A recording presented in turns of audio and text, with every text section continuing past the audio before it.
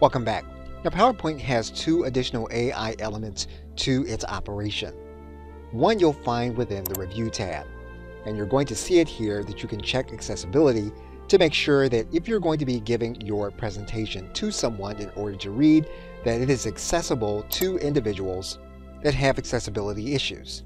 You can click here to check to make sure that there are no issues, and this means that your presentation is likely to be compliant with accessibility principles. Now, the other AI element that you have available to you is in the Home tab, and you're going to see it here in the right side, and you can open up what's called the Designer. And that's going to open up the panel on the right side. And basically, you're going to have an AI to give you suggestions on ways that you can put your slide together. And you're going to have several choices for each slide. And basically, you can choose one element for each slide.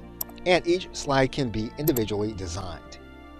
So basically, what you have available to you is that the AI will select different elements for you to determine how you want your slide presentation to look for any occasion that you will be using it for. Now, most cases, a sales presentation will require just a plain background, but you may want to vary it depending on the context that you will be selling your product. Okay, so with that, thanks, and I will see you in another video.